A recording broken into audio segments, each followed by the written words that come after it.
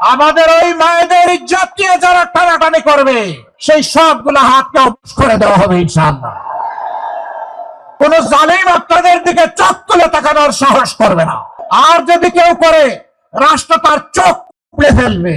মা বোনদের কথা দিচ্ছি, এমন বাংলাদেশ আমরা আপনাদের জন্য গড়ে তুলতে চাই। আপনাদের গৃহে, যাতায়াত অবস্থায়, চলাচলে এবং কর্মস্থলে 3 জায়গায় ইনশাআল্লাহ আমরা আপনাদের জন্য শতভাগ নিরাপত্তা এবং মর্যাদা নিশ্চিত করব। কোন জালিম আপনাদের দিকে চোখ তুলে তাকানোর সাহস করবে না। আর যদি কেউ করে রাষ্ট্র তার চোখ খুলে ফেলবে।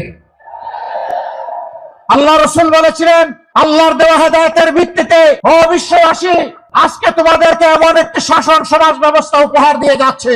সানাত ইয়েমেনের সানা থেকে মুরাক্কার হাজারামাত পর্যন্ত এই দীর্ঘ রাস্তা একজন তরুণী তম্বিক যুবতী একাকী রাস্তা অতিক্রম করবে, আল্লাহ ছাড়া আর কাউকে ভয় করবে না।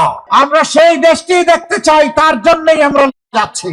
আমাদের ওই মায়েদের ইজ্জত নিয়ে যারা টানাটানি করবে, তাদের দিকে যারা অপরের চোখ দিয়ে তাকাবে, তাদের দিকে যারা হাত বাড়াবে, সেই সবগুলো হাতকে অবশ করে দেওয়া হবে ইনশাআল্লাহ।